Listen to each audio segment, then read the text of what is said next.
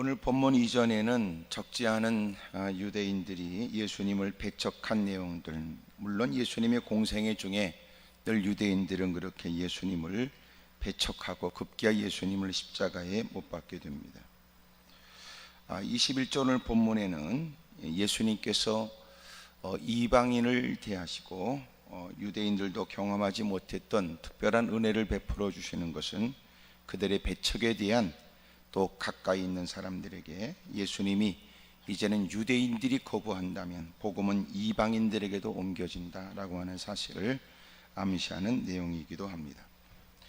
예수님께서 거기서 나가사 두로와 시돈 지방으로 들어가시니 가나안 여자 하나가 그 지경에서 나와서 소리를 질렀습니다. 이 여인에 관해서는 마가복음 7장에 보면 25절에 예수님의 소문을 들은 거예요.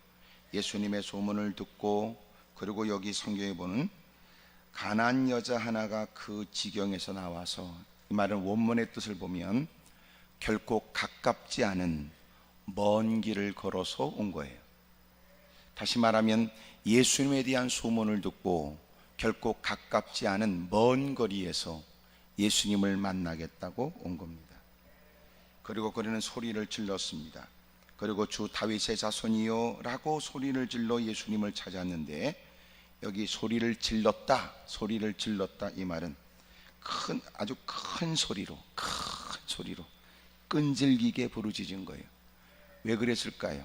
왜 계속 불렀을까요? 주님이 자신의 문제에 관심을 갖고 자신의 문제에 관해서 해결해 주기를 원하는 마음 때문에 예수님께 다가온 그가, 예수님께서 그 일에 관심 갖고 실제적으로 해결해 줄 때까지 결코 포기할 마음이 없다는 그의 중심이 반영된 겁니다. 여러분, 그는 소문을 듣고 먼 거리를 마다하지 않고 다가와 그리고 소리를 지른 거예요. 소위 말해 예수님 주변에 많은 사람들이 무리를 지어 움직이는데 전혀 개의치 않고 그는 큰 소리를 질렀습니다. 주 다윗의 자손이요 라고 외친 것은 모든 사람이 다 할 수 있는 거 아니에요. 우리가 이 자리에 있어서 주여 이거 외치는 것도 가지고 누구라도 주여 할 수 있을 듯하나 주여 모든 사람이 할 수 있는 거 아닙니다. 누구보다 절박한 처지에 하나님밖에 없다고 얘기하지만 정작 그가 주의 이름을 부르는 사람은 구원을 받는다는 말씀을 따라 주의 이름을 불러야 될 때 주여 이거 아무나 하는 거 아닙니다. 아무나 못합니다. 물론 소리를 질러야만 꼭 그것이 응답의 절대 조건은 아니나 그가 진정고 믿음이 있다면 그렇게 질릴 수 있음에도 불구하고 절박한 처지만큼 하나님밖에 없다는 사실과 부정할 수 없는 현실과 주님이 내 문제를 해결해 주실 유일한 분이라고 믿어진다면 얼마든지 주님을 사력을 다하여 찾을 수 있을 텐데 안 합니다. 그러니까 그것이 주여 이 말을 못해서가 아니라 믿음 없이는 불가능합니다. 가나안 여자 하나가 그 지경에서 나와서 소리를 질러 이르되 주 다윗의 자손이요 라고 말하는 것은, 이것은 구약 성경에서 예언한 메시아를 얘기합니다. 신약 성경에는 헬라로는 그리스도, 구약에서 말하는 메시아. 여러분, 그 메시아를 기다리는 사람들은 그 메시아가 다윗의 자손으로 오신다 그랬거든요. 그러니까 주 다윗의 자손이요, 이것은 곧 예수님을 메시아, 그토록 기다렸던 그리스도라고 믿었던 겁니다. 여러분, 모든 사람들이 다 하나님을 보고 예수님을 안다고 그러고 예수님의 소문을 듣고는 있지만 모든 사람이 다 이 고백을 하는 건 아니에요. 교회를 주입했다고 모든 사람이 다 구원을 받는 건 결코 아닙니다. 교회를 다니는 사람은 교회를 다니는 교인, 교족부에 그 이름이 올라갔으니까 교인이라는 건 확인될 수 있지만, 여러분, 생명책에 이름이 기록되는 건 예수님의 피로 기록된 명부가 아닐까. 교회를 출입하여 뭇사람과의 관계는 존재하지만 남달리 교회를 좀 다녔다는 이유 때문에 장로, 권사, 집사 소리는 들을 수 있지만 그가 곧 성도라고 하는 말을 쓸 수는 없다. 모든 사람이 예수님은 그렇게 선자 중에 한 분 정도는 수용할 수 있지만 예수님을 하나님의 아들이라고 믿지 않는 중직자들, 재직들도 수두룩하니까. 그러므로 언제나 물어야 돼요. 당신은 교회를 다니는지, 교회를 다닌다고 말한다면 당신은 예수님을 믿는지 라고 물어야 되며, 예수님을 믿는다고 대답하거든 오늘 당신은 성령님으로 충만한지를 물어야 됩니다. 근데 그렇게 질문하지 않아요. 그래서 우리가 자꾸만 더러워지는 거예요. 그걸 자꾸 물어야 됩니다. 적어도 여러분 생소한 사람 만나면 상대방의 교회를 다니십니까? 그리고 교회를 다닌다 할지라도 다 구원받는 거 아니니까 당신 예수님은 영접하셨습니까? 예수님을 영접했다 할지라도 오늘 당신이 하나님께 매달려 성령 충만의 은혜를 구하지 않으면 성령 충만의 은혜는 그냥 얻어지는 게 아니거든. 하나님의 일을 어떻게 감당하여 치열한 경쟁 사회에서 어떻게 믿음을 지키면서 하나님의 영광을 드러낸단 말입니까? 성령 충만하지 않으면 결코 자신이 누구라는 사실에 대한 인식과 가는 곳곳마다 자기가 자기로서의 목소리를 내거나 신실된 하나님의 사람으로 살기는 불가능해요.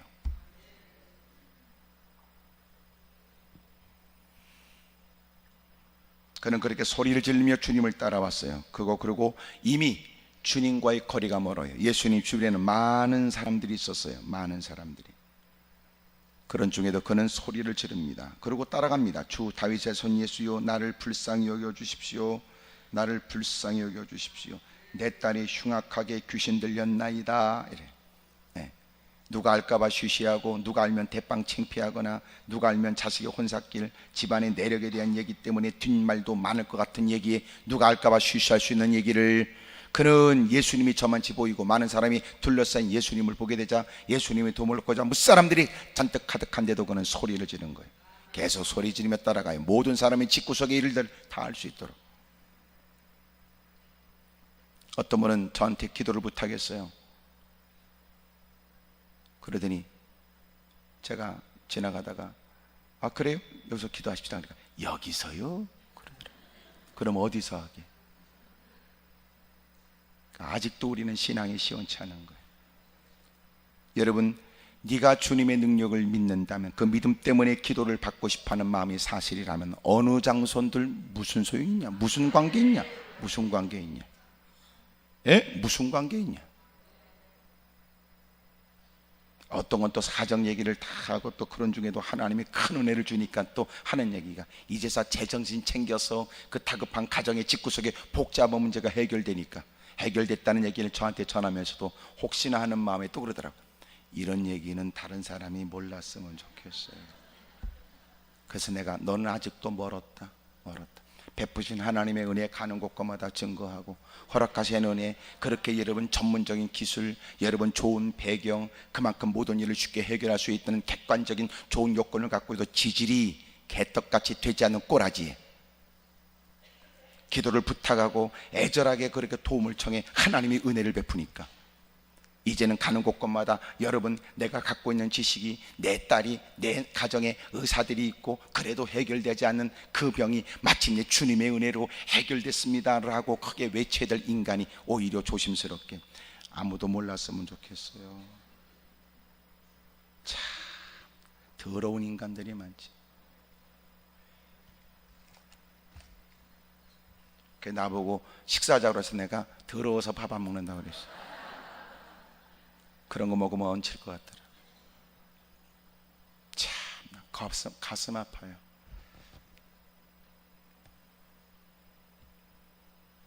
여러분은 그러지 마라. 하나님이 가장 기뻐하는 게 뭔지 아세요? 하나님이 우리에게 놀라운 기적과 이적을 행하는 건 전혀 주님에게 문제 없어요. 우리가 가지고 피차 고칠 수 있는 병, 고치기가 쉽지 않은 병 아직도 여러분 고치는 것은 아직까지 현대의학 갖고는 안 된다고 하는 거. 요새 여러분 무슨 진드기 물려도 약도 없다고 그러니 말이야. 그 조그만 그 진드기 물려서 혈소판이 감소되고 그래서 죽는다는데 대단한 여러분 로켓을 쏘고 난리법석을 펴도 그 조그만 벌레 하나 물어도 방법이 없다고 그래요. 아직도 멀었어요. 우리는요 세상에 과학이 발달돼도 여전히 하나님께 엎어져야 되고 젖은 눈으로 주님을 바라봐야 되고 애절한 목소리를 하나님께 머리를 조아려야지 별 볼 일 없는 거예요. 그런데 인간이 아직까지도 하나님의 도움은 필요하지만 어쩔 수 없이 무릎을 꿇지만 그렇다고 나를 사람들이 우습게 보면 안 된다. 아이 또 더러운 쏘가지가 있는 거지. 주님이 기뻐하는 건 주님이 능력을 베풀어 줄 수는 있으나 주님이 원하는 건 가는 곳곳마다 네가 오늘 되면 하나님의 은혜라는 걸 말하거라 그 말이에요. 그 얘기 안 한단 말이에요. 다윗의 자손의 나를 불쌍히 여겨주세요. 내 딸이 흉악하게 귀신 들렸습니다. 이 귀신에 대한 얘기는 우리가 잘 아는 마가복음 5장에 보면 거라사인 지방의 무덤 사이에 거했던 여러분 귀신 들린 사람 말이에요. 사람들이 그를 상대할 수 없어요. 사람이 제어할 수 없어요. 그래도 사람이 어느 날 기회를 엿보고 그를 쇠사슬로 고랑으로 묶어놨는데 다 깨버리고 다 풀어버려요. 그는 무덤을 다니고 산을 다니면서 악을 쓰고 소리를 질러요. 어떤 누구도 감당이 안 돼요. 거기다가 스스로 돌로 자기 몸을 해. 그랬던 그가 예수님을 만나 귀신은 떠나고 깨끗해지거든요. 오늘 여러분 그런 모습이 연상된, 내 딸이 흉악하게 귀신 들렸습니다. 자신의 몸을 해하고 때로는 엄마를 폭행했는지, 집안의 가족들을 다 부숴버렸는지, 무사람들에게 해를 끼쳤는지, 동네에서 여러분 나가라고 소리를 지르는지, 처지와 형편을 하면 혀를 차면서 그래도 어쩌겠냐고 우리가 이해하지, 그러다가 어느 날 여러분 귀신이 사로잡아 이상하고 끔찍한 짓을 하게 되면 동네에서 문제가 제기해요.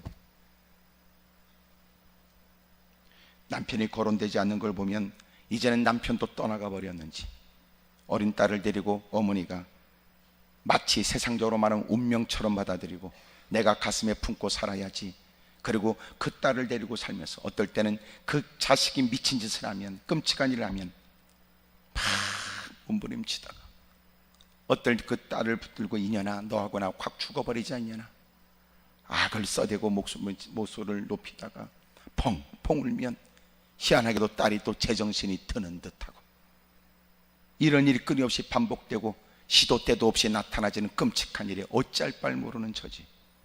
예수님의 소문을 듣고 희망을 가지고 다가온 거예요. 목소리를 높이고 그리고 도움을 청하고. 근데 놀랍게도 주님은 한 말씀도 답하지 않았습니다. 23절에 의외로 주님은 그 일에 한 말씀도 대답하지 않아요. 반응을 보이지도 않아요. 제자들이 와서 청하여 오히려 제자들이 얘기했어요. 그 여자가 우리 뒤에서 저렇게 소리를 지릅니다. 그를 보내십시오. 그를 보내십시오. 이것은 무슨 말이냐? 그를 불쌍히 여겨 그를 위해서 그를 돕고자 하는 마음이 결코 아니에요. 그것은 성가셔서 하는 거예요. 성가셔서. 오늘 본문 이전에 있었던 유대인들이 배쳐가는 일들, 가뜩이나 여러분 예수님 곁에 있으면서 제자들 역시도 그런 스트레스와 시달리는 일들이 쉽지는 않았을 겁니다. 그런데다가 멀리서 소리를 지르고 악을 써대는 것은 더 여러분 사람이 신경 쓰이고 귀찮은 일이었을 거예요. 예수님, 저 이제 저렇게 악을 쓰고 덤벼드는데 그냥 빨리 보내버리세요. 성가신 거예요. 그래도 주님은 그런 일에 그렇게 해결해 주지 않아요. 의외로 성경에 보면 예수님 공생애 중에 다고 낯선 사람들, 각양의 질병 때문에 고통당하는 사람을 결코 누구도 헛되이 돌아가지 않도록 주님은 그렇게 따뜻한 모습으로 대했는데 왜 유독 주님은 이 여인에게 그러시는지. 때로는 주님께서 기적과 이적을 보이시면서 주님은 그 기적 이전에 그 기적 속에 담긴 의미가 있어서 주님이 그런 일을 행하세요. 이것은 봐라 유대인들, 너희들은 그렇게 나를 배쳐가지만 저렇게 낯선 너희들이 하찮게 여기는 저 이방인은 저토록 나를 주 다윗의 자손이라고 외치고 나밖에 없다고 몸부림치고 남다른 믿음을 가지고 있으며 남다른 신앙을 소유하고 있다고 하는 이방인의 신앙이 유대인들이 주님을 배쳐가는데 비교된 모습을 보여주는 거예요. 교회 안에도 앞선 사람이 뭔가 교회에서 거들먹거리지만 성경은 말하기를 여러분 먼저 된 자가 나중되기도 나중된 자가 먼저 되기도 한다고. 교회 생활은 익숙해졌지만 엉뚱한 짓을 하고 여러분 늦게 이런저런 이유 때문에 무릎을 꿇었으나 누구보다 뜨거운 가슴으로 주님을 섬기는 열정적인, 그리고 누구보다 복음 증거에 사력을 다하는 신실된 사람도 있거든요. 어느 순간 교회에 먼저 나오면 서열을 정하고 텃세 부리는 인간들, 그러나 실제적으로 하나님이 주목하는 사람은 그 사람이 아닐 수도 있거든요. 오병이의 기적의 현장에는 이름도 빛도 없이 드러나고 있는, 나타나지는 어린아이가 내민 도시락 하나. 그 어린아이는 그의 이름이 밝혀지지 않아요. 많은 사람들에게 여러분 예수님께서 먹을 것을 찾습니다. 선뜻 자기 것을 내놨던 사람. 마침내 기만 명이 먹고 난 다음에 12광주리는 누구 몫이 됐을까 생각해보면 그 아이의 몫이 되었는지도. 예수님께서 24절에 대답하여 이르시되 나는 이스라엘 집에 잃어버린 양 외에는 다른 데로 보내심을 받지 아니하노라. 여러분, 주님께서는 이 땅에 하나님의 사람, 모든 유대인들이 생각하는 택한 자들을 위해서 주님이 오셨다고 그래요. 이방인들은 이미도 버림받은 사람, 이방인들은 결코 하나님의 구원에서 이미 제외된 사람이라고 사람들은 다 생각하고 있었지. 유대인들은 신앙이 없으면서도 주님을 배척하면서도 선민의식을 갖고, 그리고 거들먹거리고 오만방자한 삶을 살았거든요. 주님께서 이미도 그들이 갖고 있는 생각과 사상을 따라 나는 이스라엘 집에 잃어버린 양 외에는 다른 데로 보내심을 받지 않았다고 그래요. 이제는 그 여자는 또 소리를 지르고 계속 쫓아왔던 그가 제자들과 예수님이 대화하시는 그 사이에 예수님께 다가온 거예요. 25절, 여자가 와서 예수님께 절하며 이르되 주여 저를 도우십시오. 이 절하며 주여 저를 도와주십시오, 이 말은 한 번의 단회성으로 외치는 게 아니라 계속 절하면서 계속 매달리는 거예요. 계속 주여 저를 도와주십시오. 그 앞에 또 절하며 또 매달리며 또 매달리며 또 절하는 거예요. 하여튼 내가 이렇게 말하는 건 여러분에게 아멘을 유도하려는 마음은 결코 없어요. 하지만 사실이 그렇다는 거예요. 여러분, 그에게 절하며 주여 저를 도와주십시오. 주님이 그를 향하여 이르시되, 여러분, 그만하면 그 정성에, 그 중심에 주님께서는 선뜻 들어주실 만하다고 느껴질 때 우리 같아도 아유, 그 정도라면 도와주시지, 그 정도라면 이제는 도와주셔도 될 것 같다고 느껴질 때, 도대체 주님은 가끔 우리가 이해할 수 없는 일들을 행하세요. 도대체 여러분 갖고 있는 문제에 비해서 주님이 그것을 바른 처방이라고 느껴지지 않는 희한한 방법을 주님이 요구할 때도 있어요. 왜 주님은 저렇게 따뜻하고 사랑이 많은데도 왜 이렇게 혹독하게 그를 냉대하는가, 이럴 때도 있단 말이에요. 주님이 사랑이 없어서가 아니라 우리가 생각하지 못하는 뭔가를 주님은 보고 싶거나, 또한 그 사건을 통하여 뭔가를 가르쳐 주려고 하시는 거예요.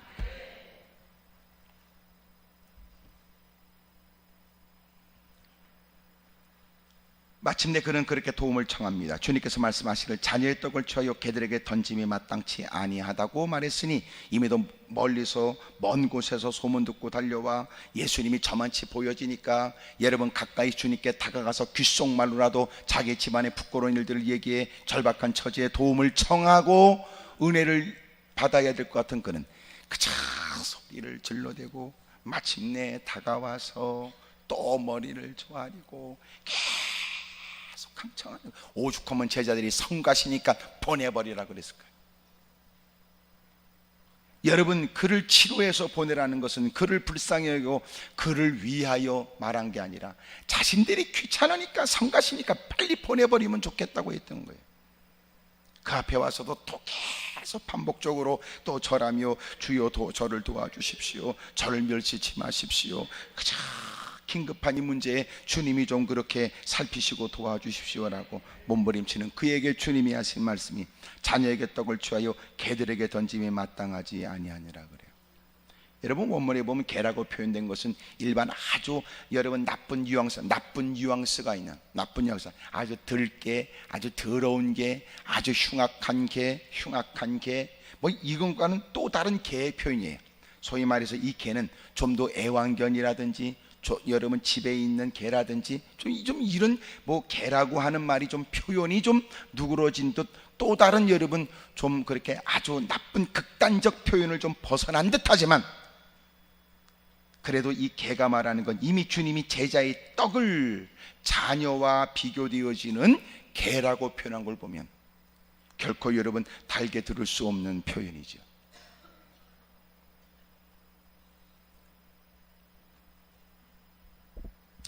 그렇게 여러분 주님께서 그에게 그렇게 상처가 될 만한 말씀을 하신 거예요. 자녀의 떡을 취하여 개들에게 던짐이 마땅하지 않다. 나는 하나님의 양들을 위해서, 자녀들을 위해서 왔지. 내가 돌봐야 될 양들이 있으니, 특별히 너처럼 이방인, 너처럼 그렇게 하나님의 은혜를 받을 수 없는 이방인에게는 줄 수 없다, 그런 뜻에 그 멀리서 소리를 지르고 기대하는 마음으로, 한껏 부푼 마음으로 다가와 숨을 몰아쉬고 그 앞에 머리를 조아리고, 그냥 여러분 그 처지에 자기의 행색이 아름다울까, 멋질까, 여러분 뭔가 자신을 여러분 그렇게 채비를 하고 제대로 다가왔을까, 한시라도 여러분 귀신이 역사하면 별짓을, 이상한 짓을 하니까 여러분 짧은 시간이라도 여러분 빨리 가서 자기 먹을 거 쉴 거 생각하지 않고 한 걸음에 달려와 그리고 숨을 몰아쉬고 그 앞에 무릎을 꿇고 그리고 소리를 질러댔던 그가 그 앞에 머리를 조아리면서 도움을 청하고 사력을 다하는데 주님이 그에게 건네시는 것은 마치 자녀에게 적을 떡을 줘요 개들에게 던지기 마땅치 않다고 여러분 그를 아주 비참하게 만드는 거예요. 비참하게. 우리 같으면 아이고 아무리 그 사람이 적대 감정을 갖고 외면하거나 도울 수 없는 사람이라 할지라도 아이고 어쩜 저렇게 매달리는데 어쩜 저렇게 매달리는데 어쩜 저렇게 몸부림치는데 그런 마음이 들 텐데도 주님은 그를 향하여 거절의 뜻을 분명히 하고 거절의 뜻을 분명히 하는 걸 뛰어넘어서 마치 여러분 다가온 그에게 면박 주는 듯 지켜본 모든 사람이 듣기에도 민망할 만큼 마침내 기분이 상하면 엎드렸던 그 여인이 그냥 예수님의 턱을 들이받기라도 하시 뻘떡 일어날 수 있는 동냥을 하기 싫으면 쪽박은 깨지 말아야지 사람을 이렇게 비참하게 개망신을 주고 이야 그럴 수 있을 때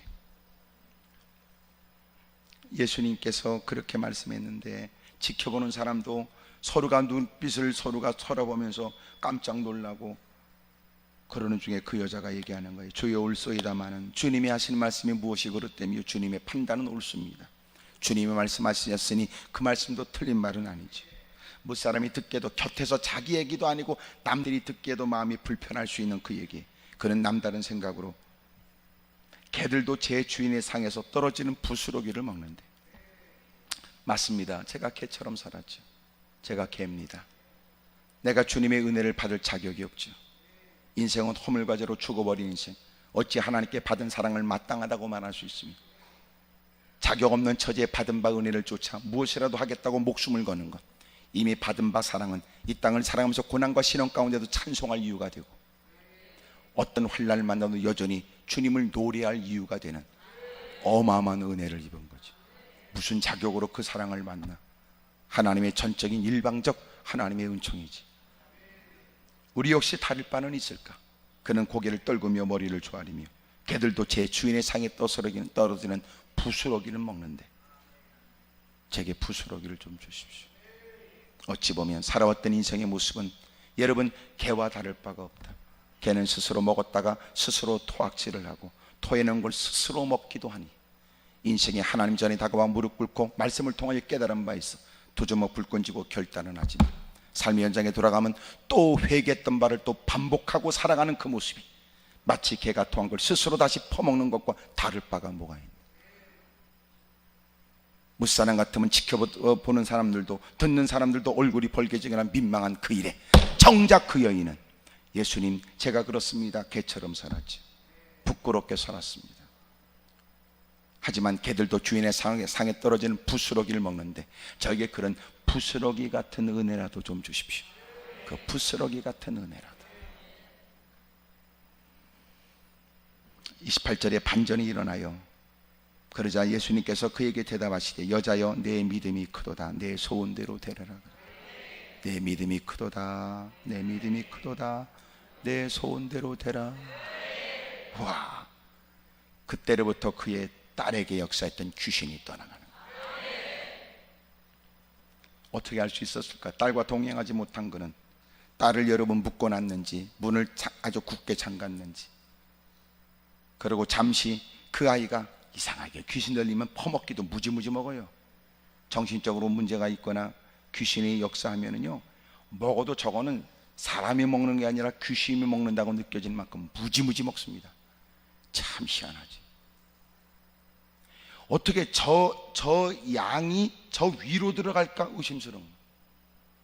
뱃썩 마르고 여러분 피쩍 마르고 연약한 여인인데 남자들이 감당할 수 없는 그 힘은 어디서부터 나오나. 참 놀랍죠. 우리가 부정해도 귀신은 존재해요. 놀라운 건 그 귀신은 하나님이 한 분인 줄로 믿는데요. 그러니까 우리가 겨우 하나님을 한 분인 줄로 믿는다고 하는 것은 귀신의 믿음을 뛰어넘지 못하는 거예요. 우리의 믿음은 하나님의 한 분이신 줄로 믿는다. 이게 끝이 아니라 그러기 때문에 우리는 하나님이 기뻐하시는 일만 하기로 했다 그 말이에요. 근데 어둠의 세력은 하나님의 한 분인 줄로 믿는다. 그 다음에는 그래서 어째냐? 그게 귀신의 장난이라. 하나님의 한 분인 줄을 믿는다고 하는 것은 구원의 믿음이 아니에요. 하나님의 한 분인 줄을 믿어요. 그래서 하나님의 일은 예수님이 하나님이 보내신 분이라는 사실을 믿는 거예요. 성경에 하나님의 일은 하나님이 보내신 자를 믿는 것이다.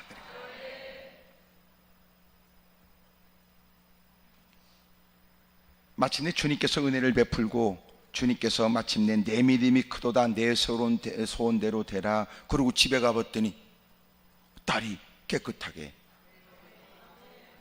치료되어 있는 거예요. 알고 보니까 그때 주님이 말씀하셨던 그때 놀라운 기적이 딸에게 있었던 거예요. 이런 은혜가 있기를 축복합니다.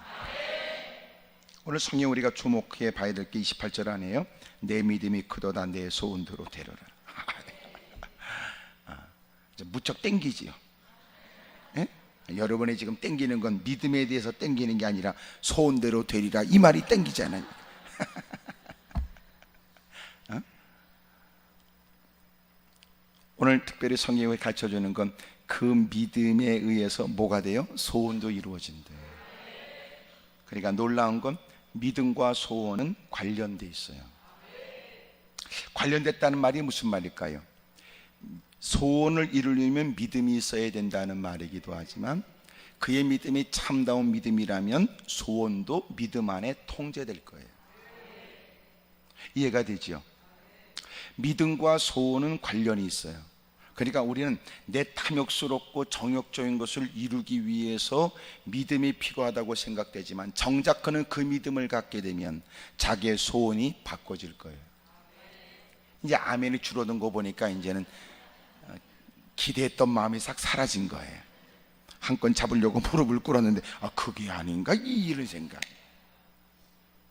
아직도 우리는 이제 다듬어지거나 이 뽑아져 나가야 될 못된 게 우리에게 있어요. 아멘을 못할 만큼 이제 너무나 마음이 불편할 테지만, 그래서 소원은 믿음에 의해서 이루어지는데 놀라운 그가 믿음을 갖게 되는 순간 그의 가치관이 처음에는 혼란이 와요. 가치관이 혼란. 그러다가 이제 가치관이 바꿔져요. 여러분 너무나 혼란스러워요. 지금까지 자기가 오랫동안 애써왔고 주장했으며 그것이 귀하다 싶어서 위험을 감수하며 사력을 다했던 일들이 이게 아닌가? 이게 아닌가? 그리고 말씀 앞에서 막 혼란 속에 빠지는 거예요. 그러다가 드디어 그가 정리가 돼요. 그리고 이제는 가치관이 바꿔진 거예요. 그것을 새로운 피조물이 됐다 그러는 거예요. 그러면서 그 가치관이 바꿔지니까 이제는 가치관이 뭐예요? 가치에 대한 생각이 어떤가에 대한 얘기거든요. 그러니까 무엇이 더 귀한지, 무엇이 덜한 건지, 무엇이 더 중요한 건지, 그것과 비교하는 무엇이 좀 더 이런 등등의 것들이 그에게 생기기 시작하죠. 그러니까 소원과 믿음은 관련이 돼요. 연관되어 있어요. 여러분이 소원이 이루어지기를 원하면 믿음을 가져야 돼요. 주여 믿음을 주시옵소서. 그런데 놀라운 건 성경을 접하면서 하나님 앞에 무릎을 꿇고 말씀을 경청하는 중에 믿음은 들음으로부터 시작되고 그리스도의 말씀으로부터 시작되더니 그에게 이러면 믿음이 생기고 나니까 지금까지 자기가 중요하다고 생각했던 것은 중요한 게 아니었어요. 그보다 더 가치 있는 것을 깨닫게 됐어요. 더 좋은 것을 알게 됐어요. 더 중요한 것을 알게 된 거예요. 그래서 예수님을 믿게 되면 믿음이 그에게 생기면 뭐가 일어나요? 우선순위가 바꿔져요.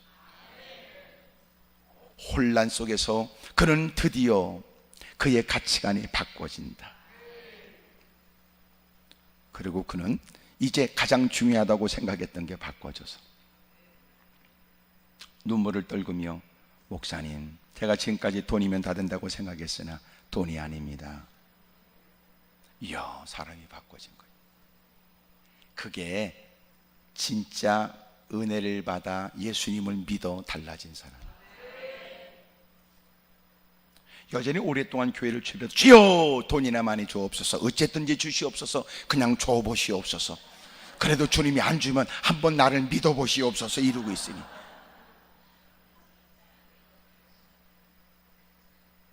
여러분, 사람이 그런 일에 몰입하고 그런 일에 마음을 빼앗겨, 그리고 목소리로만 믿습니다 소리를 골백 번 해대는 건 바른 믿음도 아니며, 그런 소원은 이루어지지 않는 게 하늘의 영광 땅의 평화지. 못된 사람들이 여러분 많은 물질을 갖고 권력을 갖게 되면 얼마나 많은 사람들이, 선량한 사람이 고통을 당할까. 요새 여러분 유치하게 그렇게 돈이 많고 남달 여러분 제약사 회사의 회장 좀 되는 것들이 하는 미친 짓들 봐세요. 갑질. 어쩜 인간이 저렇게 더러운 짓을 할까.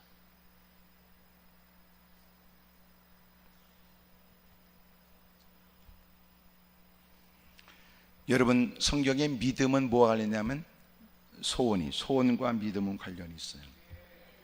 난 여러분들에게 믿음에 의해서 소원이 일어나기를,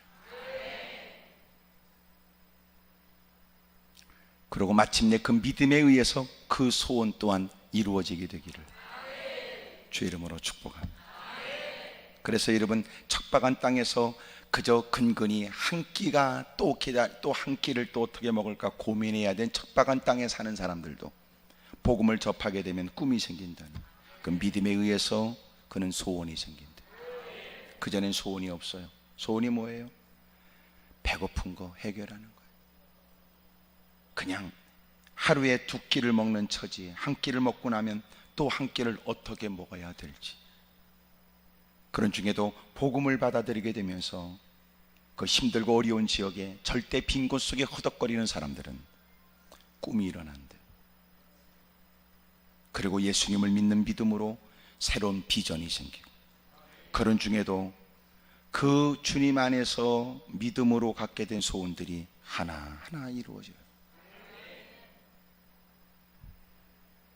오늘 여러분의 소원도 점검하십시오. 여러분의 믿음도 살펴보시지요. 만약 여러분들이 주님을 믿는 주님의 영광을 위해 하나님의 뜻을 감당하고자 힘쓰고 애쓰는 중 가슴에 품게 된 소원이라면 나는 확신컨대 반드시 이루어질 겁니다.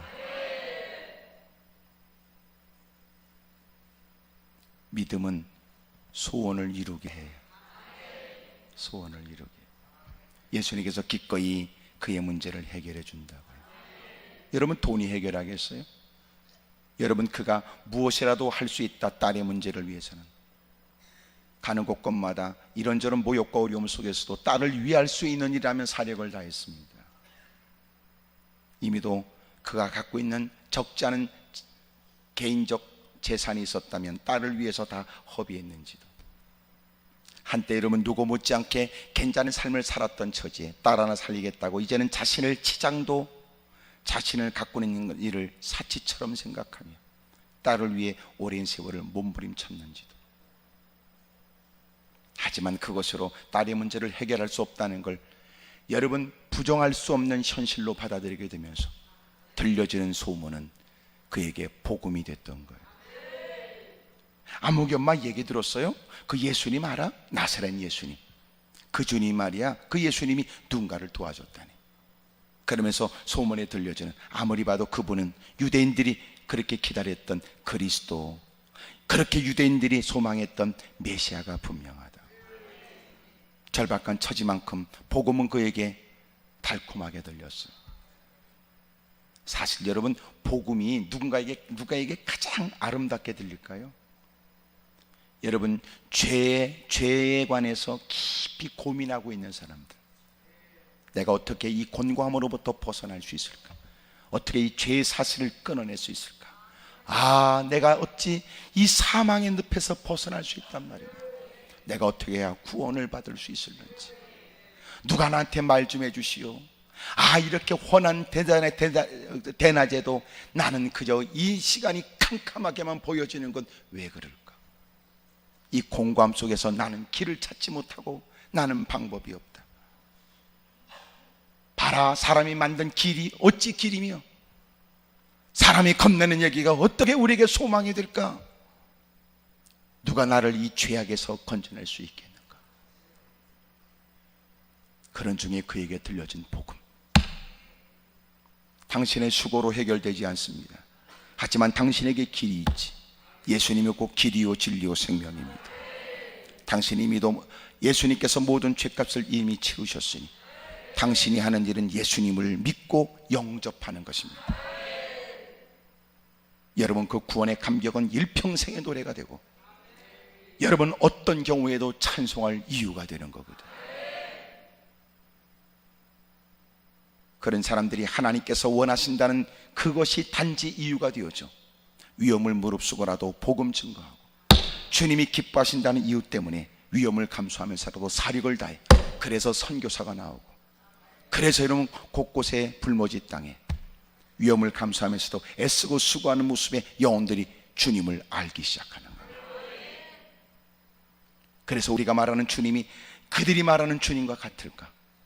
그들은 그 주의 이름을 부르며 눈에 눈물이 고이고, 그 주님을 위해서라면 어떤 일이라도 불사하고 사력을 다하고 있을 때, 우리는 주의 이름을 부르면서 겨울이면 노닥거리고 앉았고 편한 것만 찾고 하찮은 것에 서로가 싸우거나 문제만 야기시키고 있다니, 과연 우리가 말하는 주님이 같은 주님일까?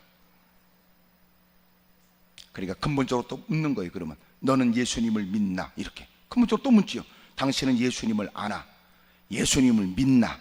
예수님을 영접했나? 구원의 감격이 무슨 말인지 알겠나?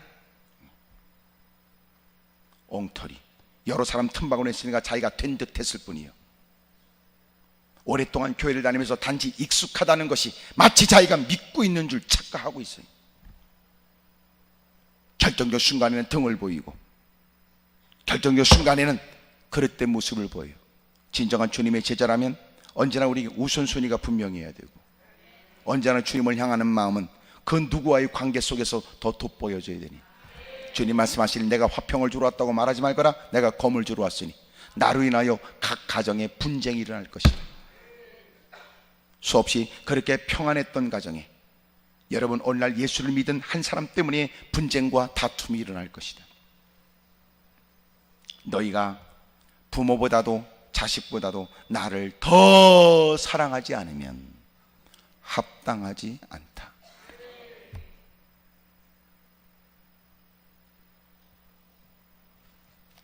주님은 끊임없이 우리에게 갈등과 고통을 우리에게 주지 않아요. 당신이 확고하게 주님을 섬기고 있다면 당신은 갈등하지 않아요. 때로는 우리를 이해하지 못하는 사람의 도전 속에 있다 할지라도 여러분은 기꺼이 그들을 위해 기도할 수 있죠. 그리고 하나님은 놀라웠게도 내가 하나님을 섬기고 주님을 섬기는 것 때문에 그들도 얼마나 혜택을 누리는지를 그들도 알게 하실 거예요. 여러분, 믿음이 소원을 이룹니다. 여러분, 믿음 안에서 아름다운 소원도 있게 되기를, 그리고 그 믿음에 의해서 소원이 이루어지게 되는 놀라운 일들도 체험하길 바라요. 오늘 낮 시간 제가 그런 말씀을 드렸는데, 하나님 말씀은 들려지기만 하지 않고 하나님 말씀은 보여진다고 그랬어요. 하나님이 그 말씀대로 되게 하신다 그 말이에요. 강단에 선포되는 말씀, 귀에만 여러분 맴도는 말씀이 아니라, 우리에게 지식적인 것만 충족시켜주는 말씀이 아니다. 하나님 말씀은 우리의 삶의 현장에 보여진다. 하나님의 그 현장에 함께하여 세세하게 역사하시고 관계 속에 개입하여 보이지 않는 손으로 하나님이 역사해 주신다. 그의 능력으로 이루어질 수 없는 일들이 이루어지게 하신 주님은 하나님의 은혜인 줄 아는 그를 통하여 많은 사람들에게 주님을 말하게 한다.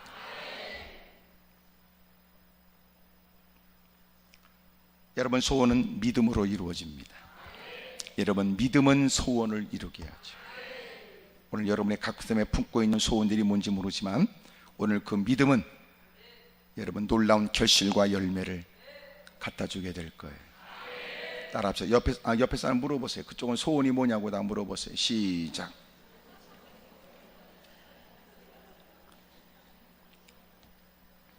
대답 안 하는 사람은 빨리 끝나는 게 소원일지도 모릅니다.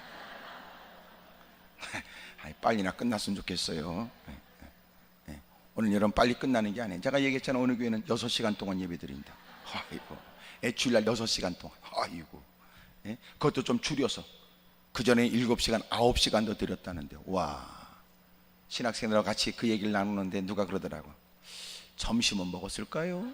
그러더라고. 참나. 6시간 동안 예배 드리려면요, 하여튼 아침에 걸리든 점심에 걸리든 저녁에 걸리든 그럴 거예요.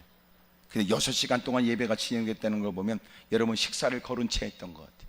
왜 그렇게 했느냐? 이유가 뭔가 보니까 여러분 일주일에 겨우 주일날 한 번 예배를 드리는데 그 한 번 드리는 짧은 시간, 그것도 대충 그냥 드리는, 그럭저럭 드리는, 그리고 밥만 두 그릇 퍼먹고 가는 그런 예배를 가지고 어떻게 치열한 영적 전쟁에서 이겨낼 수 있겠느냐?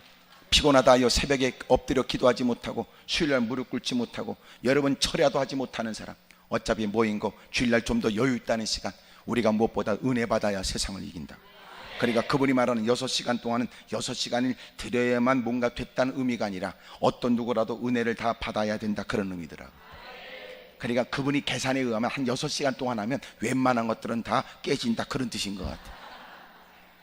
그 나는 생각했어요. 그 6시간은 어떤 의미일까 보니까 성도들 동참했다가 야, 아무래도 우리가 은혜 못 받으면 7시간 할 것 같다, 그래서 은혜 받는 게 좋겠다, 그래서 은혜 받고 있는지도 모르겠다.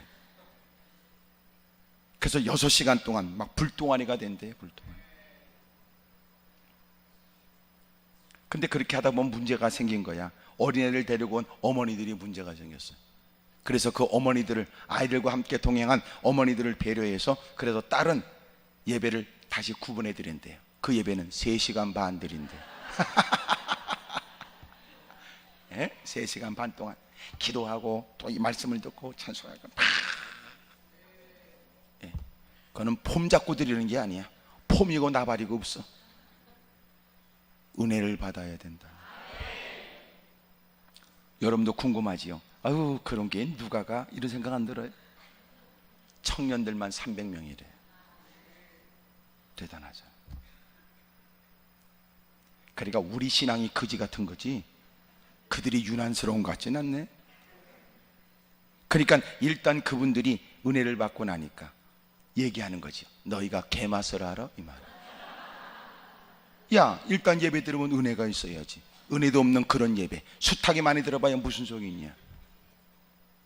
일단 예배 가운데 동참해 위로부터 쏟아지는 하나님의 은혜를 경험을 하니까, 그리고 그 힘으로 세상과 맞서고, 그런 그들은 6시간 동안 1시간 동안 찬송하고 또 말씀을 듣고 또 기도하고. 이야, 지금 여름 표적은 내가 그런 교회 안 가기를 천만다행이라고 생각해. 과연 우리도 생각해 볼 필요가 있죠. 과연 우리가 드리는 예배는 의미가 뭘까?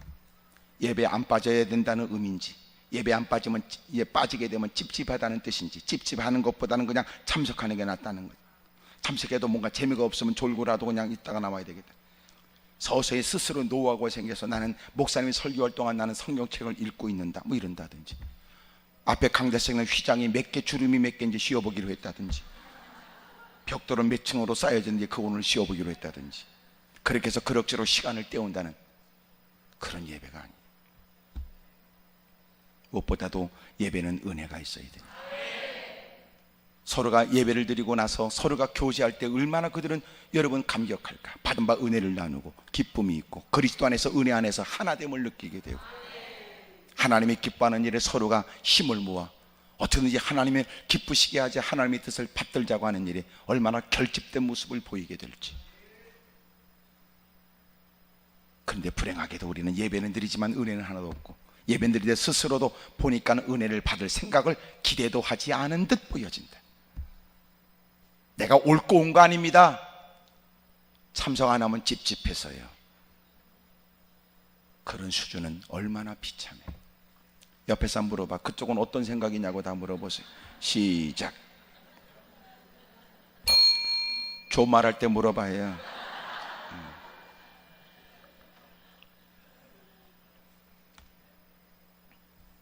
아름다운 믿음, 여러분 남다른 주님을 향한 그 아름다운, 그 큰 믿음에 놀라운 기적과 이적이 있거든요. 여러분 아름다운 믿음을 갖고 아름다운 소원도 품게 되어져 결실과 열매가 있기를 축복합니다. 그러니까 믿음은 소원을 이루게 해요. 두 번째, 진짜 믿음은 주님만 보이는 거예요. 그가 주님을 믿는다면 그에게는 주님만 보여집니다. 주님만 보여집니다. 많은 사람들에게 그렇게 애워싸여 있는 주님. 여러분, 귀신 들린 딸의 문제로 다가와 누가 알까봐 민망스러운 일이라고 생각할 수 있을 때, 이렇게 기가 막힌 기회에 소문을 들었고, 그리고 주님 없이는 방법이 없다고 믿어진 그 여인은 어떻게 해서든지 주님의 도움을 받고자 하는 마음이 멀리 보여지는 주님. 웬만한 소리론 그 많은 사람들이 왁자지껄하는 소리에 자기의 목소리가 주님께 전달되지 않을 것 같은 형편이, 그러나 할 수 있는 큰 소리로 끈질기게 반복하여 주 다윗의 자손 예수여 나를 불쌍히 여겨 주십시오. 내 딸이 흉악한 귀신에 들려 있습니다.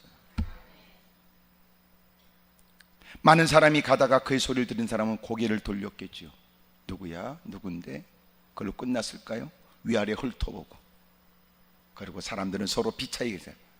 무슨 일이야? 아이고, 집안에 귀신 들린 딸이 있네. 근데 놀라운 건 그 여인은 전혀 크게 문제되지 않아요. 왜 그럴까요? 그 여인은 주님만 보인 거예요. 주님만. 가버나움에 예수님이 계실 때에 이미도 사람이 꽉 들어 찬 그 공간에 꼼짝하지 못하는 중풍병자를 들것에 네 사람이 메고 예수님께로 다가오지만, 정작 한 사람도 들어갈 수 없는 처지에 꼼짝하지 못하는 중풍병자 들것에 실려 그 집에 들어가는 건 불가능했습니다. 지붕을 뜯었습니다. 그리고 그 중풍병자를 달아내렸습니다. 마침내 주님께서 그를 치료해 주시거든요. 여러분, 모든 사람이 다 지붕을 뜯을 수 있었던 건 아닙니다. 그럼에도 불구하고 그들이 지붕을 뜯을 수 있었던 이유는 뭘까요? 그들에겐 장애물이 보이지 않고 주님만 보였던 거예요. 사람들이 뭐라고 말할까? 개의치 않았습니다. 사람들이 나에 관해서 뒷얘기 뭐 할까? 전혀 중요하지 않았어요. 이렇게 허락되어진 기가 막힌 기회를 놓칠 수 없다는 생각에 그는 그저 주님만 보여요. 여러분, 왜 우리가 기도하면서도 기도가 잘 안 되는 줄 아세요? 당신에겐 주님만 보이는 게 아니기 때문에 그래요. 만약 당신에게 주님만 보여진다면 당신은 진지한 기도가 가능하지. 때로는 체면도 채통도 우리는 가득합니다. 여러분, 우리는 기도하면서 별 잡생각들이 기도를 방해하는 거예요. 기도하다고 제안하면 주여 소리는 3번 할 수 있지만, 그 다음에 여러분이 기도에 집중하지 못하는 이유가 어디 있는가 스스로 살펴보라고요. 기도해야 될 제목이 있지만 하나님의 도움이 절박한 처지인 것은 모르지 않지만, 왜 그렇게 제한된 기도의 시간에조차 왜 마음껏 기도하지 못하는지 사람이 보여지거나 형편만 의식하지 주님이 안 보이니까. 그래서 제가 깨닫게 되기를, 아하, 그래서 주여 외쳐대는 일들은 여러분이 누구라는 사실을, 어느 곳에 있다는 사실을, 무엇 때문에 왔다는 사실을 상기케 하며 또 주님께 집중하게 하고 본래 목적을 쫓아 기도의 마음을 쏟을 수 있게 하는구나, 그걸 깨닫게 됐다고. 당구일구 다니엘서 9장 19절이에요. 단구일구 단체로 구하고 일심으로 구해라, 그래서 당구일구예요. 다니엘서 9장 19절. 주여 용서해 주십시오. 불쌍히 여기시고 속히 건져내 주십시오. 주여 주여 주여를 그렇게 말하거든요. 하나님, 우리를 불쌍히 여겨주세요. 힘있게 주여 주여 주여. 이것도 여기서나 하지 집에서는 못할 일이요. 그것도 여기서 할 일이지 교회에서는 어려운 일이에요. 기도원 갔다 와서 이상해졌다 그러고, 아무리 봐도 우리가 대책을 써야 돼. 저 사람은 돌려보내야 될 것 같다든지. 물론 할 수 있는 곳곳에서 우리가 그렇게 주여 그렇게 매달려야 돼. 왜 그래요? 절박한 만큼 주님밖에 없으니까. 수고했으나 뜻대로 되지 않는 만큼 하나님의 도움이 절박하니까. 그래서 우리는 목소리를 높여 주님을 찾아야 돼. 힘써 막 매달려야 돼. 문제는 신앙생활하면서 우리는 주님이 안 보여요. 기도하면서 체면 채통만 가득해요. 무사람이 어떻게 볼까 이 생각만. 사람이 들을 때는 어떻게 들려질까. 그래서 기도 속에는 가식이 많아요. 거짓도 많고 아주 의도적 사기꾼도 있어요. 옆에 사람이 들을 걸 계산한 잔머리의 기도도. 하나님이 들어주셨으면 좋겠다, 주님이 들으심으로 이루어지기를 기대하는 마음이 아니란 말이에요. 때로는 소리에서 기도해야 될 필요성은 다수의 사람들이 나름대로의 사연 가지고 기도하는 틈바구니에서, 여러분이 기도하다 보면 내가 무엇 때문에 기도하는지 처음의 의도와 달리 기도하다 보면 다 잊어버려요. 이 사람 저 사람의 얘기를 듣다 보면 내 기도줄을 못 잡는다고요. 내가 본래 기도해야 될 기도의 길을 걸을 수가 없어요. 그래서 발성하는 기도는 스스로의 바른 기도를 위해서 필요한 일이며, 더더군다나 여러분 기도의 제목이 가득하고 누구보다도 기도해야 될 처지긴 하지만 기도가 잘 되지 않지요. 왜요? 세상에 찌든 마음의 감정 때문에 기도가 안 되고, 힘들고 어려운 처지가 기도해야 되겠다는 이성은 존재하지만 기도가 안 되거든. 그럴 때 제가 깨달았어요. 그래, 주의 이름을 부르면 구원을 받는다. 힘써 인생들이 주야 부르면, 그것도 여러분 주여 3번을 부르는데 어떤 사람은 주여, 그것은 하나님의 도움이 필요합니다, 절박한 처지입니다, 주님밖에 없습니다, 주님이 우리를 건져내 주십시오라고 하는 가장 중요한 의미를 상실한 채 여러분 기도의 서두를 주여 3번을 한다고 착각하시는 그런 거 아니에요. 그래서 어떤 사람은 주여 그러니까 아주 짧은 소리로 주여 주여 주여 그래. 주님을 쫓는 건지,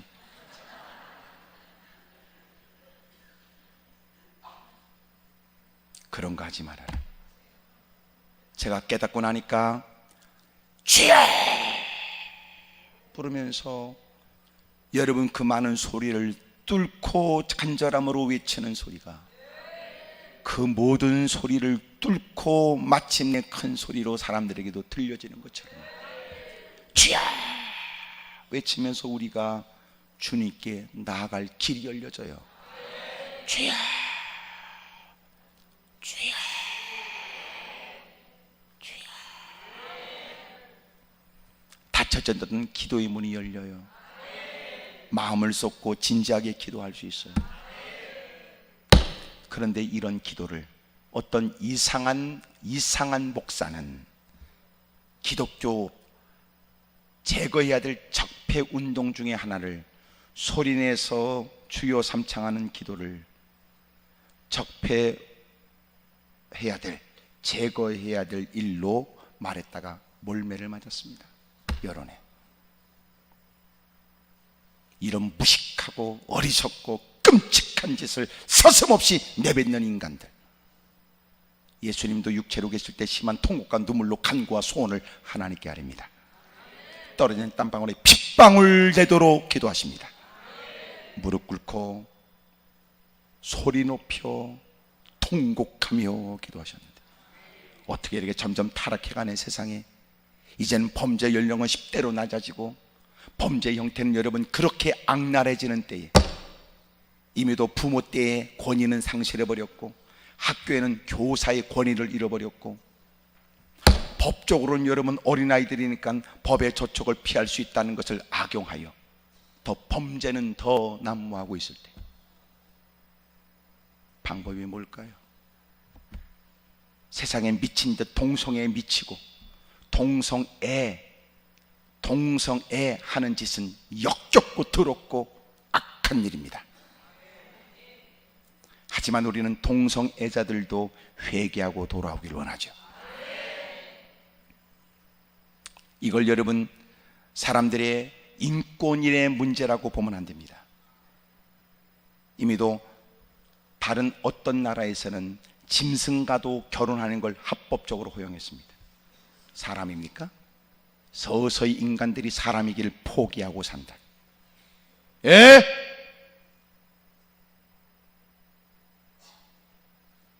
봐라, 교회는 다음 세대가 끊어지는 것처럼 느껴진다. 초고령화 사회가 되고 자녀는 낳지 않고 요새 욜로라고 말하는 즐기고 살자, 버킷리스트로서 미친 듯이 싸돌아다니고 놀러다니려 환장한 세상에 과연 주님 앞에 설 것을 계산하고 사는 그리스도인들은 얼마나 될까? 예배자리에 앉아 믿음으로 천국을 바라보며 살아야 될 우리조차도 여전히 세상에 오만 대를 다 싸돌아다니는 그들만을 부러워하고 있는 건 아닐까? 이런 천박한 때에 하나님, 내 믿음이 휩쓸리지 않도록 그들의 영혼이 돌아오도록 맡겨진 사명을 감당하여 하나님 나라 확장하는 일에 우리가 이 소명과 사명을 감당할 수 있도록 힘을 주십시오 라고 기도하는 일에 절박함으로 주님을 찾지 않을 수 있을까? 베드로가 무리를 걷듯이 어마어마한 기적을 체험했던 한국 기독교, 하지만 그만 거친 풍랑의 두려움으로 물속에 푹 푹 빠져버렸던 베드로를 마태복음 14장에 주님 말씀하시기를 믿음이 적은 자야, 그리고 그를 건져내 주지요. 한때 우리는 대한민국은 상상할 수 없는 위대한 복음의 역사들이 있었습니다. 어떤 대륙에 보지 못했던 어마어마한 부흥의 역사들. 여러분, 조그만 땅덩어리에 교회가 얼마나 많은데 다시 일어나야 됩니다. 하나님, 다시 일어나게 해 주십시오. 대한민국의 통계로 기독교인이 늘어난 것처럼 얘기하지만 실제적인 학자들의 얘기는 늘어난 게 아니라는 거예요.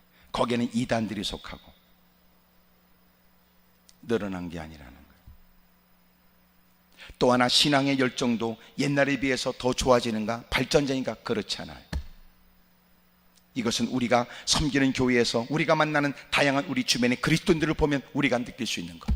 아니, 더 중요한 건 우리 스스로가 생각하는, 어떻게 주님을 섬기는지, 주님을 위해서 무엇까지 얼마큼 할 수 있는지, 이 생각한다면 여러분, 우리의 신앙이 좋아지는 거 아니죠.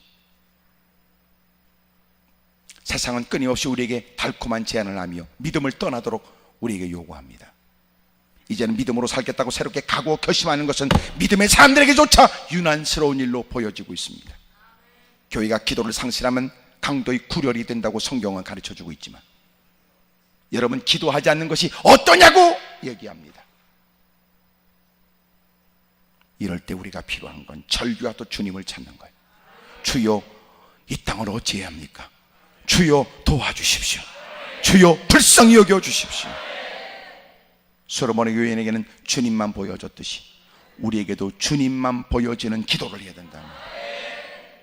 봐라, 그들이 기도할 때마다 그 어느 때 보지 못했던 진지함을 우리는 엿볼 수 있었다. 어린 자식도, 칭얼거렸던 자식도 엄마가 무릎 꿇고 눈물을 쏟아 기도하는 기도에 여러분, 그렇게 울며 보챘던 아이도 울음을 멈출 수밖에 없을 만큼, 어떤 누군가는 자기의 약속된 시간에 내가 기도하니까 그 시간 되면 나에게 알려달라고 말했는데, 여러분, 정한 시간이 되어서 가서 기도하는 그분을 알려주려고 갔는데 더 이상 시간이 더 많이 지나가도 알릴 수가 없었대요. 그 기도의 진지함에 만약 그의 기도를 멈추게 한다면 여러분 마음에 두려움이 느껴질 만큼, 사랑하는 여러분, 다시 기도는 시작되어야 되되 우리의 진정한 기도는 주님만 바라보고 하는 기도가 되어야 됩니다. 주님께서 마침내 그의 소원을 이루어줬어요. 그의 믿음에 응하셔서. 진정한 믿음은 주님만 보여지는 겁니다. 하지만 그렇게 흥분 속에 주의 이름을 부른다고 해서 주님이 속히 응답한 건 아니었지요. 주님은 침묵했고 마침내 그 앞에 다가온 그에게는 오히려 상처가 될 만한 말씀을 주님이 하셨습니다. 어찌 보면 그에게 마지막 남은 자존심도 주님이 짓밟았는지, 한 가닥 남아있는 나름대로의 인간적 소망을 주님은 무참히 짓밟았는지도. 하지만 그는 그것까지도 다 버렸습니다. 그리고 그 앞에 무릎을 꿇고 그저 불쌍히 여겨주십시오. 자격 없는 인생이지만 부스러기 같은 은혜라도 주십시오. 여러분, 그토록 희망과 소망 가운데 몸부림치지만 주님의 역사는 더딘 듯 느껴지고, 결코 돌아오는 것은 여러분 끊임없는 기도에 대한 도전만 있다고 느껴져도 포기하지 말고 주님께 매달리는 거예요. 그게 주님은 큰 믿음으로 여기셨어요. 오늘 저와 여러분도 그렇게 주의 이름을 부르다가 주님의 크신 도움의 손길을 경험할 수 있기를 바랍니다. 당신이 말하는 믿음은 무엇입니까? 당신이 말하는 정말 신실된 믿음은 뭐냐고요? 주님이 되게 하셔야 된다고 믿어진다면 어찌 기도를 멈출 수는 있으며, 어찌 기도하다가 겪게 되는 이런저런 일 때문에 포기할 수 있을까? 주님을 믿음 때문에 시작된 기도에 마침내 주님께서 말씀하시기를 내 믿음이 크도다, 내 소원대로 되라, 그 말씀을 결국은 듣게 됐던 수로보에게 여인처럼 오늘도 그 음성을 듣고 돌아갈 수 있기를 주의 이름으로 축복합니다. 할렐루야. 옆에 사람한테 물어봐. 그쪽은 꼭 이루고 싶은 게 뭐냐고 좀 물어보세요. 시작. 선뜻 대답하지 못하고 이런 거는 없는 겁니다. 없는 거. 너무 많다는 건 없는 거예요. 여러분들에게 소원이 있길 바라요. 특별히 성산에 올라와 또렷한 기도의 제목을 내놓으세요. 그리고 힘써 주님을 찾으십시오. 무사람들은 나를 안타깝게 귀찮은 듯 생각할지 모르지만 주님은 우리의 중심을 살피고 그 모든 문제를 해결해 주실 줄로 믿습니다. 기도하겠습니다. 무릎을 꿇죠. 두 손을 가슴에 얹겠습니다.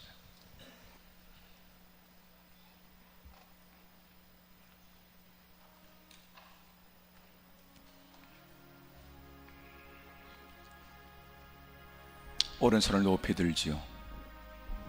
이루고 싶은 일들이 있고 해결받아야 될 절박한 일들도 우리에게 있을 수 있습니다.